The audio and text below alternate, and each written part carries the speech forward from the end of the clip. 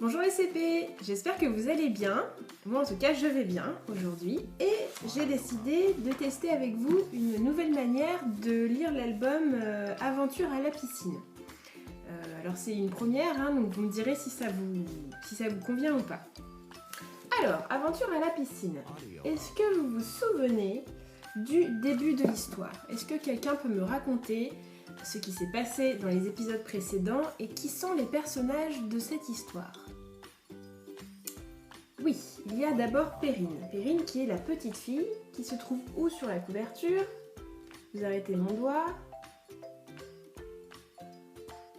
Oui, elle est ici, ça c'est Perrine. Ensuite, comment s'appelle le deuxième personnage important de l'histoire? Il est ici au bout de mon doigt. C'est Baxter, c'est le crocodile de Perrine. Et puis ensuite, il y a un autre personnage qui revient très souvent, c'est le maître nageur. Voilà, c'est le maître nageur. Alors, que s'est-il passé avant dans l'histoire? Est-ce que vous vous souvenez des épisodes précédents? Si vous vous en souvenez, essayez de le raconter à votre petit frère, à votre petite sœur, à votre grande sœur, à votre grand frère ou à vos parents. Une fois que c'est fait, on va ouvrir le livre. Alors moi je l'ouvre, vous, je ne suis pas sûre que vous l'avez à la maison.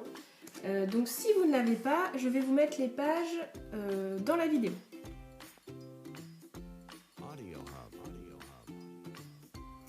Voilà les pages 20 et 21. Alors, est-ce que vous arrivez bien à lire? Est-ce que c'est pas trop petit? Vous pourrez me dire, vous pourrez me répondre pour m'envoyer un mail pour me dire si c'est pas trop petit. Alors, dans un premier temps, on va essayer de lire dans sa tête ces 2 pages. Je vous laisse un petit peu de temps pour le faire.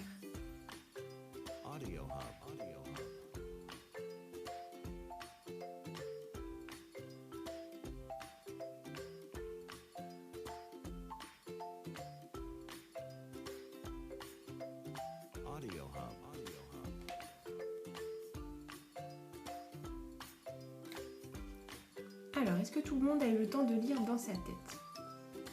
Si tu n'as pas eu le temps de lire dans ta tête, tu peux mettre pause sur la vidéo pour avoir un petit peu plus de temps. Alors, dans un premier temps, on va essayer de compter le nombre de phrases qu'il y a dans ces 2 pages. Vous êtes prêts? Alors, est-ce que quelqu'un peut me rappeler ce qu'est une phrase? C'était la leçon de la semaine dernière, donc normalement c'est tout frais dans vos têtes. Je suis sûre qu'il y a plein de mains levées. Alors, une phrase, ça commence par une majuscule, ici, et ça se termine par un point. Oula, bon, vous voyez, il est ici le point. Alors, essaye de compter dans ta tête le nombre de phrases. Je vais le faire en même temps que toi.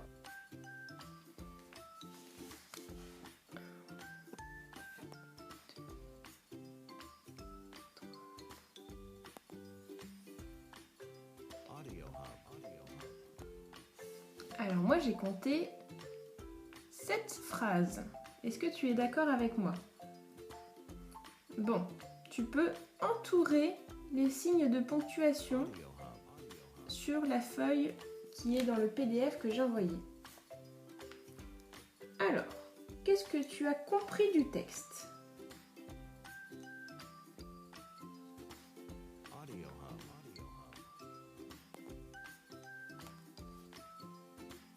Essaye de l'expliquer avec tes propres mots.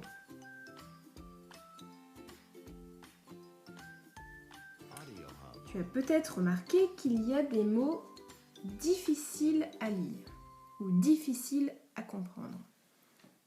Lesquels? Alors, moi je vais te dire quels mots je trouve un peu compliqués à lire.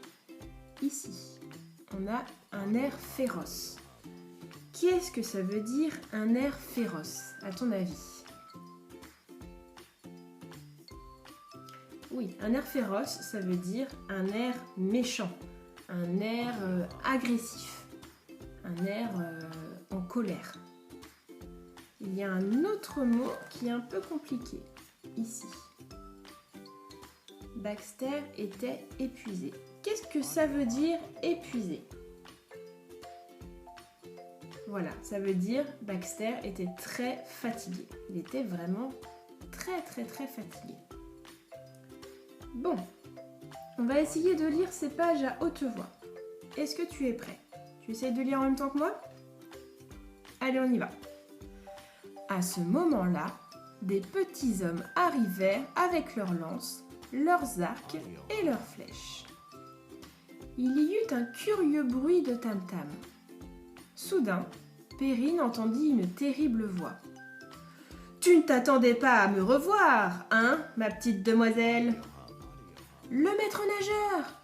Il était là, caché derrière les petits hommes, et regardait Perrine de son air féroce. Perrine appela « Baxter !» Mais Baxter était épuisé. Il ouvrit une toute petite gueule.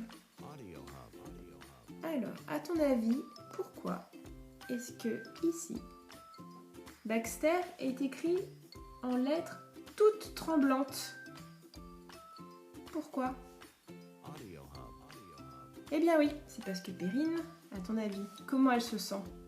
Elle a peur, voilà, elle a peur. Donc du coup, quand elle appelle Baxter, elle l'appelle d'une toute petite voix tremblante, un peu chevrotante.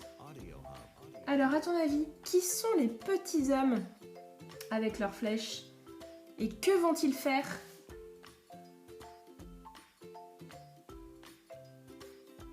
Ah oui, tu crois? Bon, eh ben on va vérifier ça. On va lire les pages suivantes. Tu es prêt? Allez, on y va. Alors, que se passe-t-il dans cette page sans lire le texte? Essaye de me dire ce qui se passe. Oui, visiblement quelqu'un est tombé à l'eau. Comment est-il tombé à l'eau? Probablement que quelqu'un l'a poussé. Est-ce que tu arrives à reconnaître qui est dans l'eau? Eh oui, c'est sûrement le maître nageur. Bon, est-ce qu'on vérifie? Allez, on lit dans sa tête.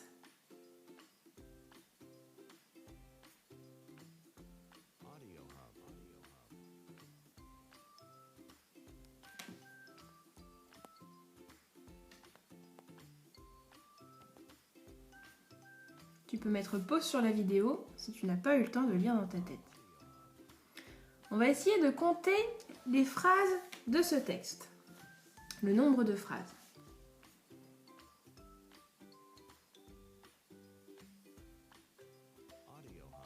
Combien est-ce que tu en as trouvé?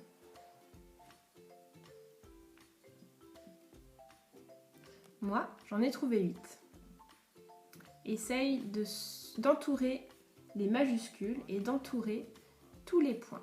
Les points classiques, les points d'interrogation et les points d'exclamation.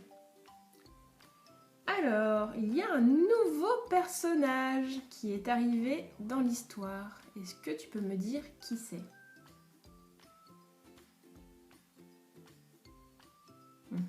Tu as trouvé. C'est Jackson. Qui est Jackson? C'est l'éléphant. Que lui dit Perrine?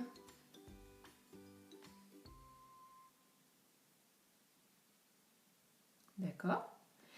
Qu'est-ce qu'un barrissement? Vous voyez ici, il y a le mot barrissement. Je vais vous le souligner. Alors, un terrible... Oula, non, c'est pas du tout ce que je voulais faire.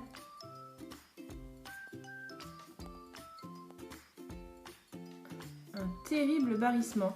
Qu'est-ce que ça veut dire, un terrible barrissement? Le barrissement, c'est le bruit que fait l'éléphant. C'est ça le barrissement. Quand il fait...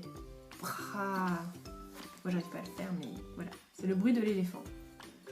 On essaie de le lire à haute voix, tous ensemble? Allez. Le maître nageur ricana. Il dit « Jackson !» et un éléphant gigantesque apparut. Effectivement, il est tellement gigantesque qu'il occupe les 2 pages du livre. Est-ce que quelqu'un sait ce que ça veut dire gigantesque? Voilà, c'est ça, ça veut dire énorme, très très grand. Bra! Fit l'éléphant en agitant sa trompe vers Perrine.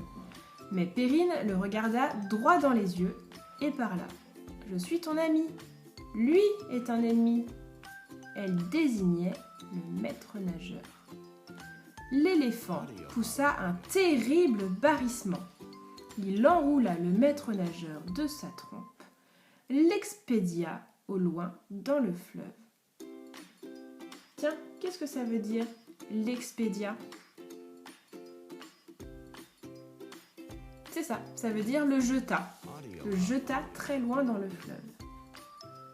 Alors, qui Jackson jette-t-il dans l'eau? C'est ça, c'est le maître nageur. Et pourquoi le jette-t-il dans l'eau? Effectivement, il le jette dans l'eau pour protéger Perrine, puisque Perrine lui a dit qu'elle était son amie et que l'ennemi était le maître nageur. Que se serait-il passé si l'éléphant n'avait pas expédié le maître nageur dans le fleuve, à ton avis?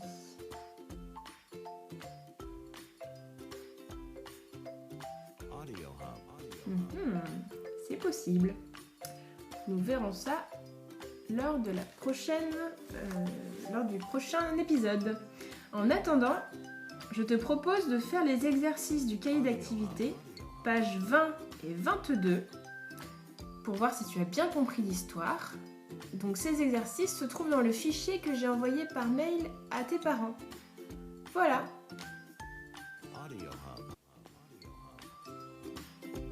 Bon, j'espère que cet épisode t'a plu et que cette petite vidéo t'a plu aussi. Si tu as bien aimé, dis-le moi. On recommencera pour les prochaines semaines. Et si tu trouves que c'est un peu compliqué, dis-le moi aussi. Comme ça, on fera autrement. À bientôt, bonne semaine!